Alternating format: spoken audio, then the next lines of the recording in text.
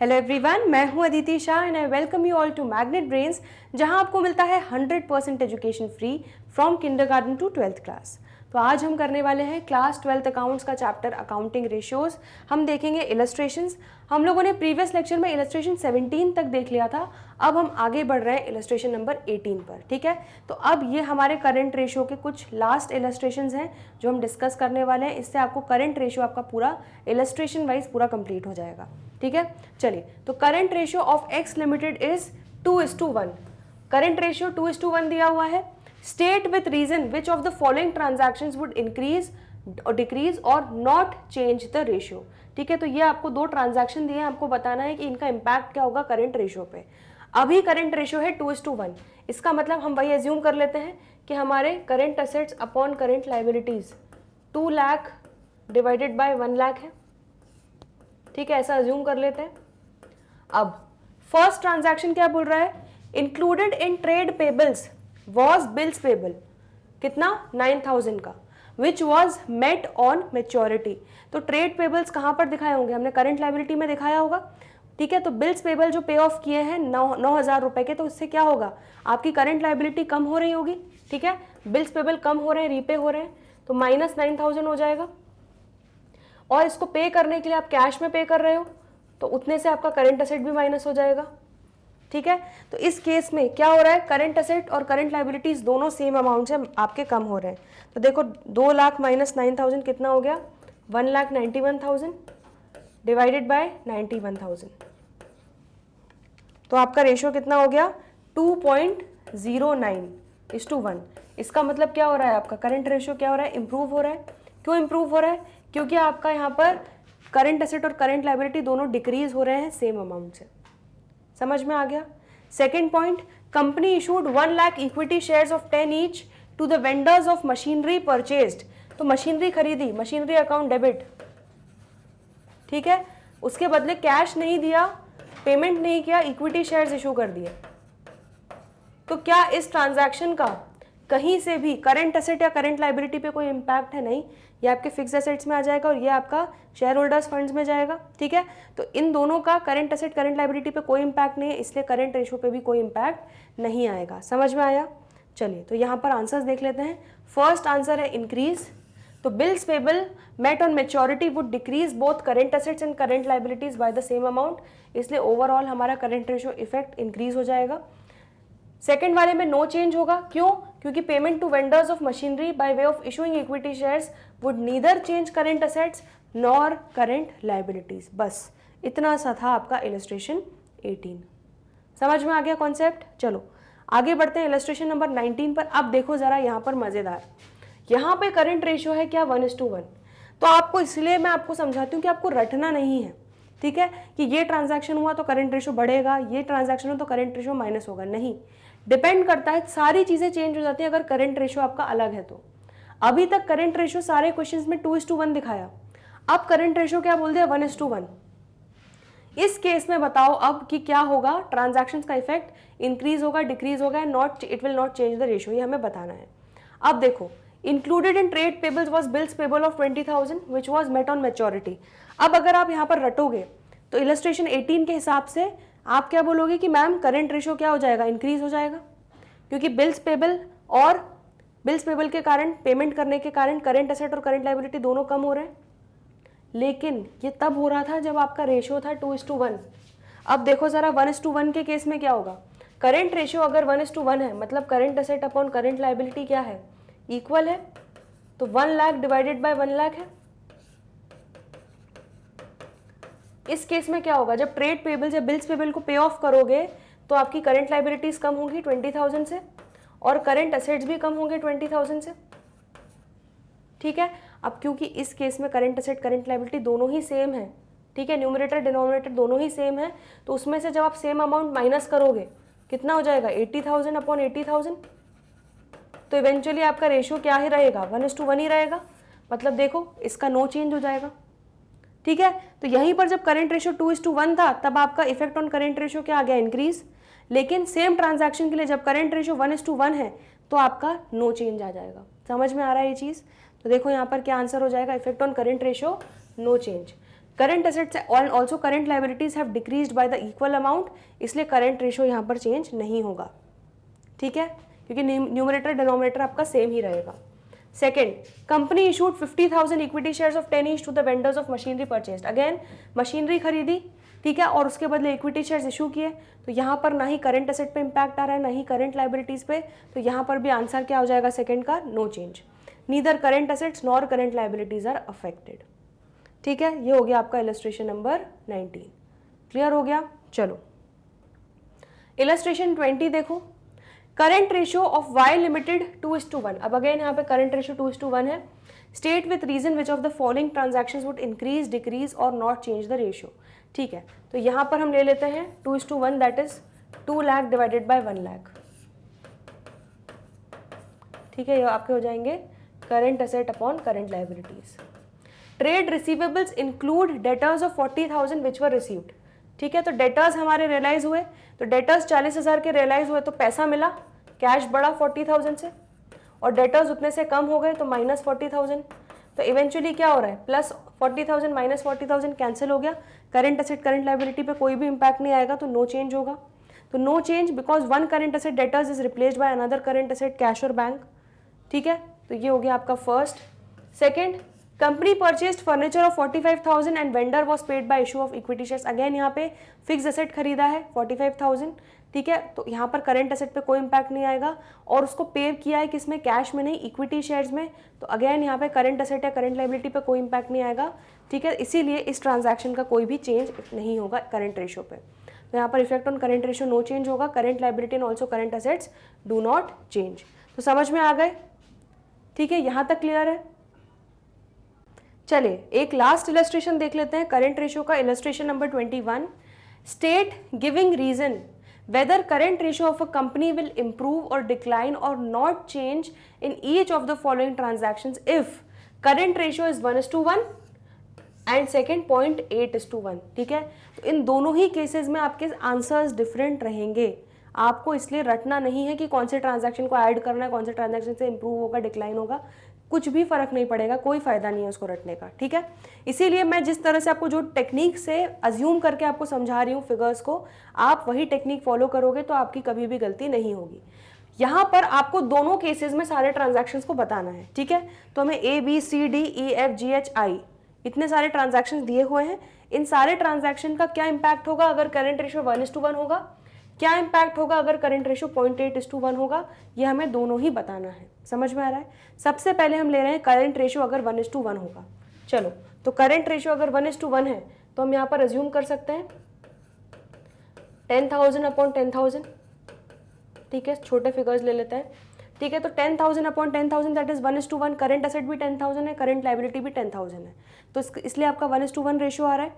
अब ए केस में क्या होगा, कैश पेड टू क्रेडिटर्स, ठीक है। अगर आप कैश पे करोगे क्रेडिटर्स को तो क्या होगा, सपोज आपने क्रेडिटर्स थे आपके 1,000 रुपए के, अब 1,000 रुपए की क्रेडिटर्स को आप पे करोगे, लाइबिलिटीज भी कम होगी 1,000 से, प्लस पेमेंट कर रहे हो तो कैश भी कम होगा, तो इसलिए करंट एसेट भी कम हो जाएगा, ठीक है। तो करंट एसेट करंट लाइबिलिटी दोनों ही इक्वली कम हो रही है, तो 9,000 अपॉन 9,000 हो जाएगा ये, दैट इज 1:1 ही रहेगा। इसलिए फर्स्ट केस में क्या हो जाएगा, नो चेंज, ठीक है।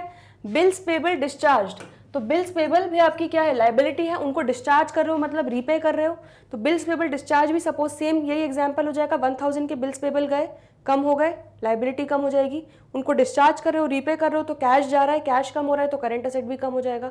तो अगेन आपका यहाँ पर भी बी केस में भी क्या हो जाएगा, नो चेंज,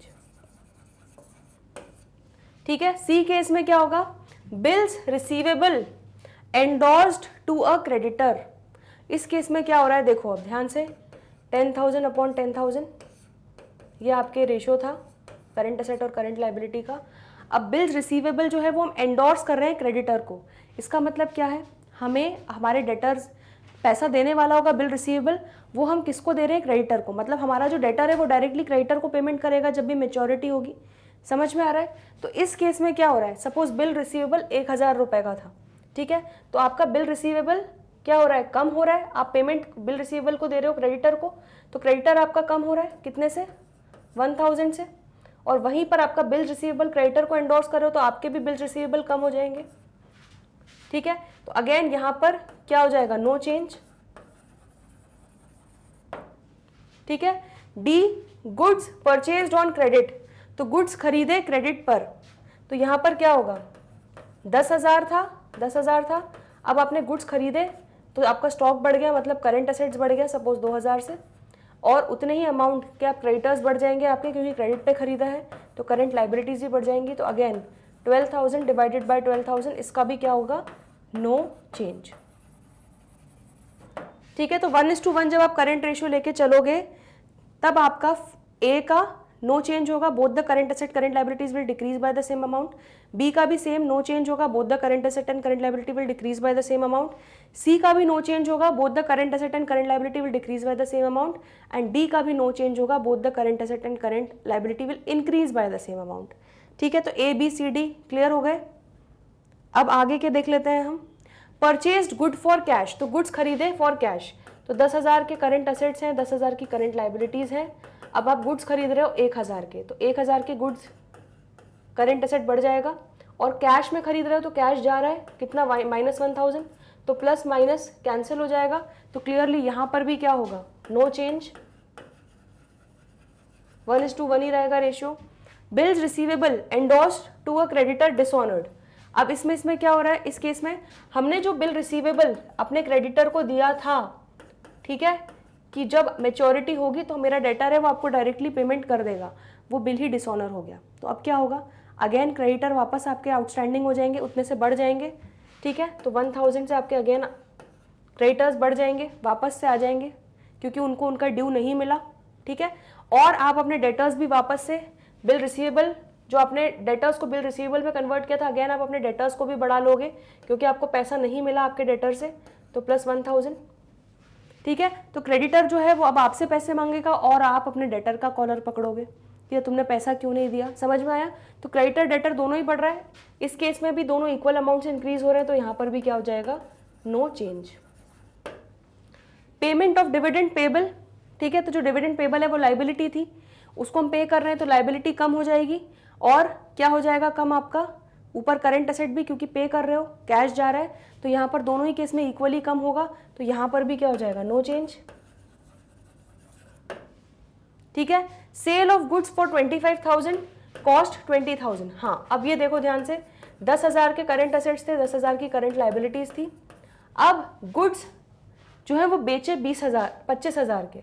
ठीक है, तो 25,000 में गुड्स आपने बेचे, तो 25,000 क्या मिला, कैश मिला, तो प्लस 25,000 करंट एसेट में आ जाएगा।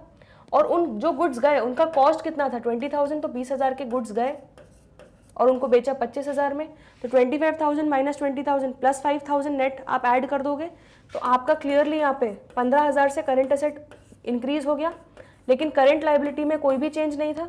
तो अब आपका रेशियो क्या हो गया, 1.5:1, दैट इज आपका क्या हो गया, 1:1 से इंक्रीज हो गया 1.5, दैट इज ये हो जाएगा आपका इंक्रीज।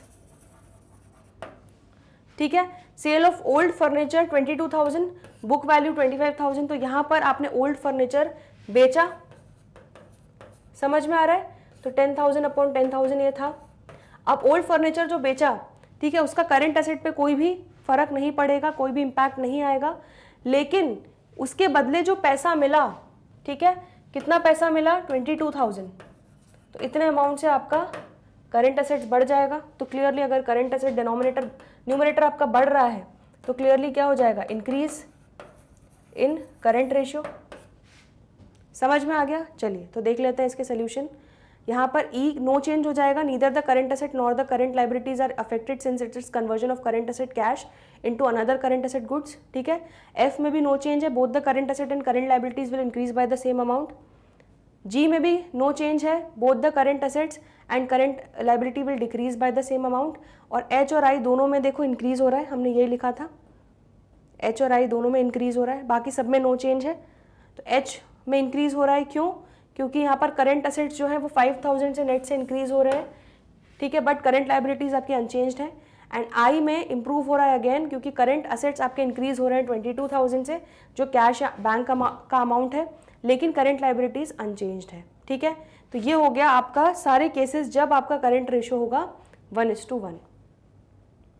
समझ में आ गया इतना? चलो अब यहाँ पर सेकेंड केस पे आ जाते हैं। यही सारे केसेस में क्या आंसर होगा अगर हमारा करंट रेशियो है 0.8:1। ठीक है, 0.8:1। इसका मतलब हम यहाँ पर ले लेते हैं, अब यहाँ पर इसको रब करके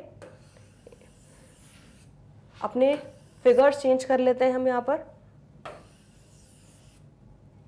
ठीक है, तो 0.8:1 है, तो हम मान लेते हैं कितना हो जाएगा, 80,000 डिवाइडेड बाय 1 लाख। आ रहा है समझ में? तो ये आपका 0.8:1 हो जाएगा। क्लियर है? अब इस केस में क्या इंपैक्ट होगा, ध्यान से देखो। कैश पेड टू क्रेडिटर्स, तो कैश हमने पे किया, सपोज 10,000 का पे किया, तो कैश पे किया, कैश कम हुआ, करंट एसेट कम हो गए। क्रेडिटर्स को पे किया, क्रेडिटर्स भी कम हो गए। तो इस केस में ये कितना हो जाएगा, 70,000 डिवाइडेड बाय 90,000। ठीक है, तो आपका क्या हो रहा है, 70,000 डिवाइडेड बाय 90,000, ये हो रहा है 0.77:1। मतलब क्या हो रहा है, डिक्रीज हो रहा है। ठीक है, तो इस केस में आपका डिक्रीज हो जाएगा जब आपका रेशियो है 0.8:1। ठीक है, बिल्स पेबल डिस्चार्ज हुए, तो बिल्स पेबल भी आप ये मान के चलो 10,000 के डिस्चार्ज हुए। Again current liabilities, bills payable कम हो जाएगा, उसको पे करने के लिए कैश जाएगा, तो -10,000। अगेन आपका डिक्रीज हो जाएगा। बी केस में भी bills receivable endorsed to a creditor. ठीक है, तो बिल रिसीवेबल आपने एंडोर्स किए क्रेडिटर को, तो आपका क्रेडिटर कम हो रहा है, और बिल रिसीवेबल आपने एंडोर्स कर दिए तो आपके करंट एसेट्स भी कम हो रहे हैं। तो अगेन यहाँ पर हम यही वाला अगर एग्जांपल अज्यूम करें, तो यहाँ पर 10,000 के बिल रिसीवेबल आपके कम हो रहे हैं, दैट इज करंट एसेट कम हो रहा है, और क्रेडिटर्स 10,000 के कम हो रहे हैं।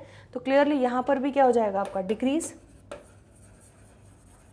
गुड्स परचेज्ड ऑन क्रेडिट, अब गुड्स खरीदे क्रेडिट पर, तो अभी आपके करंट एसेट्स 80,000 के हैं और करंट लाइबिलिटीज 1 लाख की है।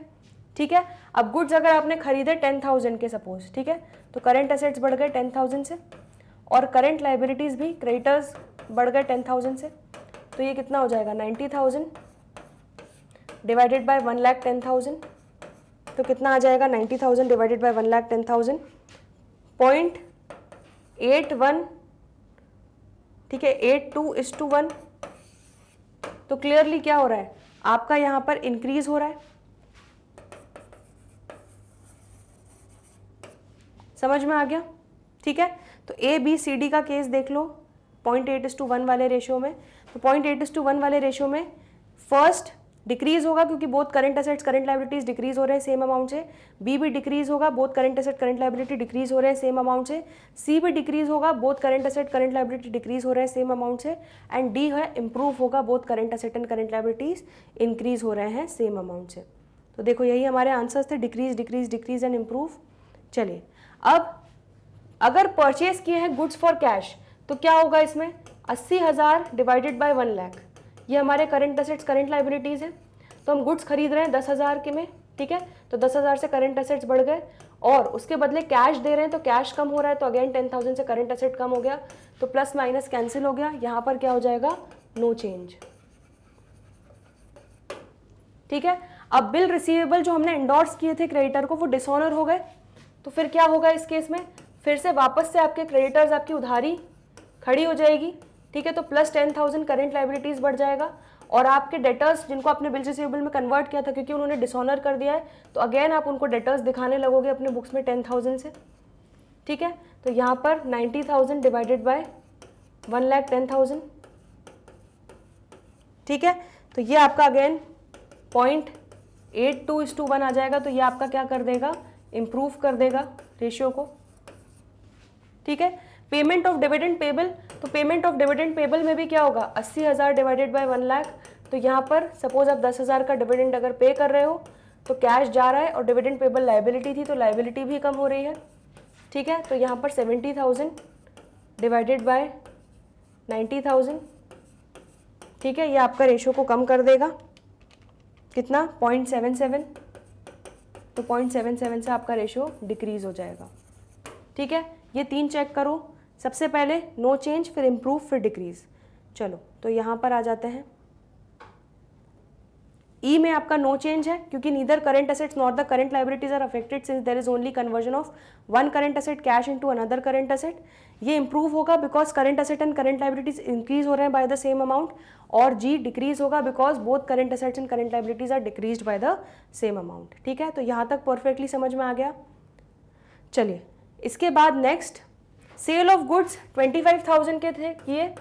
ठीक है, तो यहाँ पर क्या होगा देखो ध्यान से, 80,000 डिवाइडेड बाय 1 लाख।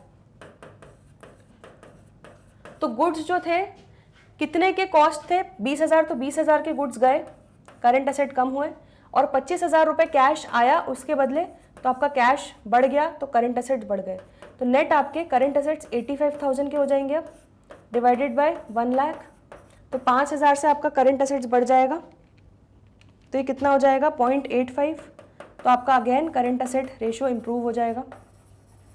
ठीक है, sale of furniture for 22,000, book value 25,000। तो इस केस में क्या होगा, 80,000 डिवाइडेड बाय 1 लाख आपका current asset upon current liability था। ठीक है, यहाँ पर ओल्ड फर्नीचर जो बिक रहा है उसकी बुक वैल्यू 25,000 है, तो उससे हमें मतलब नहीं क्योंकि फिक्स एसेट कम हो रहा है, तो करंट एसेट पे उसका इम्पैक्ट नहीं होगा। लेकिन उसके बदले जो हमें कैश मिल रहा है 22,000, उतने अमाउंट से हमारा करंट एसेट बढ़ जाएगा। तो 80,000 प्लस 22,000, 1,02,000 डिवाइडेड बाय 1 लाख हो जाएगा। ठीक है, तो क्लियरली आपका रेशियो इंप्रूव हो गया है, 1.02:1 हो जाएगा। तो इस केस में भी आपका रेशियो इंप्रूव हो जाएगा। दोनों ही केसेस में करंट एसेट्स बढ़ रहे हैं, आपके करंट लाइबिलिटी अनचेंज्ड है, इसीलिए आपका ओवरऑल करंट रेशियो इंप्रूव हो जाएगा। तो देखो यहाँ पर ये आपका इंप्रूव हो जाएगा। Current assets are increase by 5,000 profit but current liabilities remain unchanged. And I में भी current assets are increase by 22,000 cash और bank but current liabilities remain unchanged. समझ में आ रहा है इतना? ठीक है, तो आपको ये चीज़ इस क्वेश्चन से क्लियर हुई होगी कि हर ट्रांजैक्शन का इम्पैक्ट अलग होगा अगर करंट रेशियो अलग अलग हैं तो। ठीक है, ज़रूरी नहीं है कि आपको कैश पेड टू क्रेडिटर्स का हर बार इम्प्रूव ही होगा। ठीक है, 1:1 हुआ तो नो चेंज होगा, 1:1 हुआ तो नो चेंज होगा, एंड 0.8:1 हुआ तो डिक्रीज हो जाएगा। समझ में आया? तो हर केस अलग है हर करंट रेशियो के लिए। ठीक है, तो आपको इसलिए यहाँ पे ट्रांजैक्शंस को आपको समझ में आ गया, रटना नहीं है। आपको इस तरह से फिगर को अज्यूम करके आप खुद सॉल्व कर लेना रफ में, तो आपको अपना आंसर मिल जाएगा कि आपका इस ट्रांजैक्शन का इम्पैक्ट क्या हो रहा है, करंट रेशियो पे इंप्रूव हो रहा है, डिक्रीज हो रहा है, या कोई भी चेंज नहीं है। ठीक है, तो क्लियर है जो भी हमने यहाँ पर इलस्ट्रेशंस डिस्कस किए आज। चलिए, तो करंट रेशियो से रिलेटेड हमारे इलस्ट्रेशंस कंप्लीट होते हैं इस चैप्टर के। ठीक है, आगे आने वाले लेक्चर्स में हम क्विक रेशियो के इलस्ट्रेशंस डिस्कस करेंगे। बट अभी तक कोई डाउट हो, ठीक है, कोई भी दिक्कत है, कोई परेशानी है, तो कमेंट सेक्शन में लिखना ना भूलें। आज के लिए इतना ही, बाकी के जो भी लेक्चर्स में हम बाकी का चीज़ें कवर करेंगे। तो जल्दी मिलते हैं ब्रेक के बाद। देखते रहिए Magnet Brains. Stay tuned. Good bye.